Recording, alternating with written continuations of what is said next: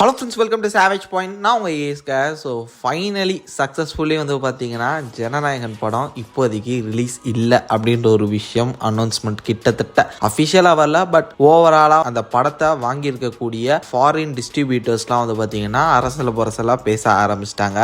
ஏன்னா censor board என்ன முடிவில் இருக்காங்க நம்ம எல்லாருக்குமே தெரியும். இந்த படத்தை விடவே கூடாது அப்படின்ற ஒரு முடிவில் இருக்காங்க. அதனால் இப்போ வரையுமே சென்சார் சர்டிஃபிகேட் தராமல் இழுத்தடிச்சுட்டு தான் இருக்காங்க. அதனால் நிச்சயமாக மே மாதம் வரையும் படம் வராது அப்படின்றது தெளிவாயிருச்சு. சரி, மே மாதத்துக்கு அப்புறம் படம் வந்தாலாவது பார்க்கலாமே அப்படின்னு சொல்லிட்டு இருக்கிறவங்களுக்கு அகைன் அங்கேயும் வைப்போண்டா ஒரு பிரச்சனை அப்படின்ற மாதிரி ஒரு சில பிரச்சனைகள் வந்து பார்த்தீங்கன்னா ஜனநாயகன் படத்துக்கு தொடர்ந்து வந்துகிட்டு இருக்கு. அதெல்லாம் என்ன அப்படின்றத இன்னைக்கு இந்த வீடியோவில் நம்ம பார்க்கலாம். அதனால் இந்த வீடியோவை ஸ்கிப் பண்ணாமல் ஃபுல்லாக பாருங்கள். சரி, வாங்க நம்ம வீடியோக்குள்ளே போகலாம்.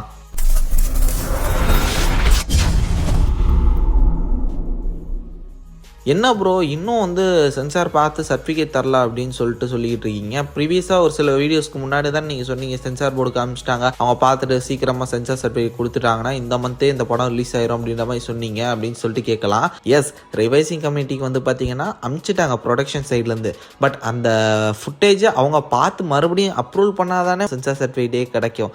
அவங்க தான் இன்னும் பார்க்காம இழுத்தடிச்சிட்டு இருக்காங்களே. ஸோ ப்ரொடக்ஷன் சைட்லேருந்து வந்து பார்த்தீங்கன்னா அந்த ரிவைசிங் கமிட்டிக்கு அனுப்ப வேண்டியதெல்லாம் அனுப்பிச்சிட்டாங்க. அவங்களோட அந்த ஒரு ப்ராசஸ் முடிஞ்சு அவங்க சைட்லேருந்து சென்சார் போர்ட் சைட்லேருந்து தான் வந்து பார்த்தீங்கன்னா இப்போ இது டிலே ஆகிட்டு இருக்கு. இன்கேஸ் அவங்க லேட் பண்ணி இது பண்ணிட்டாங்கன்னா நிச்சயமாக மார்ச் மந்த் வந்து ரிலீஸ் ஆகாது. ஏன்னா எக்ஸாம்ஸ் இருக்குது. தென் இது மட்டும் இல்லாமல் எலெக்ஷனோட கேம்பெயின், இது எந்த விதத்துலையும் ஏதாவது ப்ராப்ளம் ஆயிரும் அப்படின்னு சொல்லிட்டு வந்து பார்த்தீங்கன்னா தள்ளி போட தான் சொல்லுவாங்க. தென் அதுக்கப்புறம் வந்து பார்த்தீங்கன்னா ஏப்ரல் எலெக்ஷன் மந்த் அப்போயே ரிலீஸ் பண்ண முடியாது. மேபி ட்ரை பண்ணலாம் இன்கேஸ் மே ரிசல்ட் அது மாதிரியான விஷயங்கள். தென் ஐபிஎல் வேற இருக்குது, அந்த ஒரு ஃபயர் போயிட்டு இருக்கும்.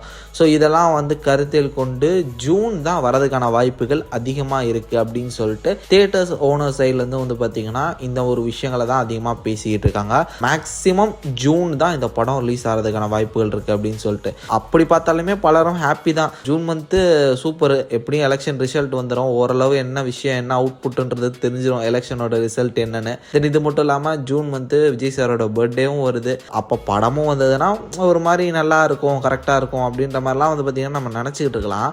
பட் திடீர்னு வந்து பார்த்திங்கன்னா இந்த ஜூன் மந்தில் ஒருத்தர் ரேஸுக்குள்ளே வராரு. அவர் வேறு யாரும் இல்லை, ஜெயிலர் 2.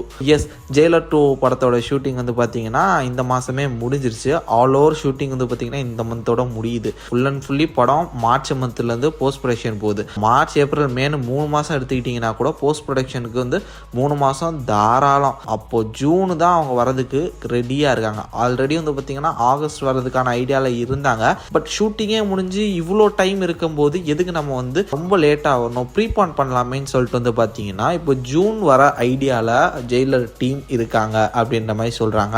இன்கேஸ் அவங்க ஜூன் வராங்கன்னா அப்போது ஜனநாயகன் டீமுக்கும் வேறு வழி இல்லை, ஜூன் வந்து தான் ஆகணும். ரீசன் என்னென்னா ஆல்ரெடி வந்து பார்த்தீங்கன்னா படம் ரொம்ப தள்ளி போயிட்டு இருக்கு. ட்ரெய்லரும் விட்டுட்டாங்க. ஸோ பெரிய செல்லிங் ஸ்டஃபாக இருந்தால் ஆடியோ லான்ச்சு, தளபதி திருவிழா, ட்ரெய்லர்னு சொல்லிட்டு இந்த படத்துக்கு எலிவேஷனாக இருந்த எல்லா மெட்டீரியலும் ஆல்ரெடி வெளியே வந்துருச்சு. இப்படி இருக்கும்போது சீக்கிரம் அந்த படம் வெளியே வரதான் நல்லது. அதனால அவங்களுக்கு வேற வழி இல்லை. இந்த வருஷத்துக்குள்ள முக்கியமாக அந்த படம் வந்தே ஆகணும். இது போக எல்லாமே crores of crores money invest பண்ண விஷயம். அதனால ப்ரொடியூசருக்கு வேற வழி இல்லை, சீக்கிரம் அந்த படம் ரிலீஸ் பண்ணி தான் ஆகணும்.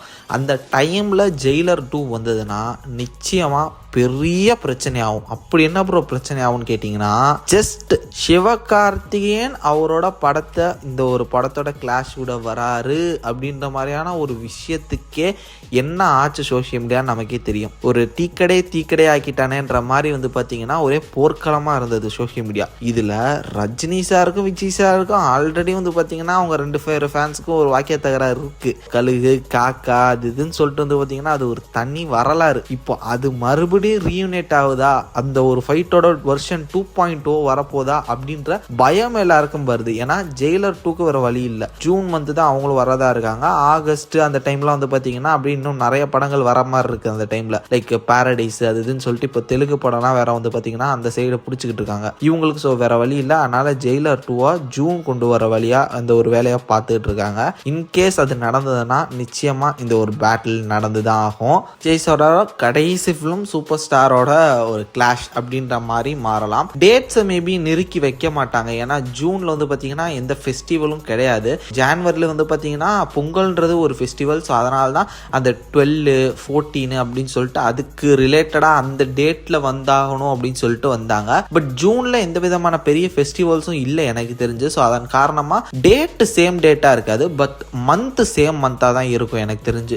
இது வந்து மந்த் ஸ்டார்ட்டில் வந்ததுன்னா இது மந்த் மிட் ஆர் எண்டில் வர மாதிரி வந்து பார்த்தீங்கன்னா செட் பண்ணுவாங்கன்னு எனக்கு தோணுது. அப்படி செட் பண்ணால் 2 படத்துக்குமே கொஞ்சம் அந்த ஒரு பிரச்சனை இருக்காது. அட்லீஸ்ட் ஒரு 2 வீக்ஸாவது கேப் இருந்ததுன்னா ஓரளவு தியேட்டர்ஸ் அண்ட் கலெக்ஷன்ஸ் வந்து படங்களை வந்து கவர் பண்ணிக்கும். என்ன மாதிரி இதை வந்து ரிலீஸ் பண்ண போகிறாங்க அப்படின்றத பொறுத்து இருந்து தான் பார்க்கணும். ஸோ நீங்கள் என்ன நினைக்கிறீங்க? மறக்காமல் உங்களோட தாட்ஸ் அண்ட் வியூஸை கமெண்ட் செக்ஷனில் மென்ஷன் பண்ணுங்கள். சரி ஃப்ரெண்ட்ஸ், இதே மாதிரி தொடர்ந்து நிறைய இன்ட்ரெஸ்டிங்கான வீடியோஸ் பார்க்குறதுக்கு மறக்காம நம்ம சாவேஜ் பாயிண்ட் சேனலை சப்ஸ்கிரைப் பண்ணி அந்த பெல் ஐக்கனை ப்ரெஸ் பண்ணிக்கோங்க. அடுத்த ஒரு இன்ட்ரெஸ்டிங்கான வீடியோவில் நாளைக்கு மீட் பண்ணுறேன். அது வரையும் tata bye, take care from A Square.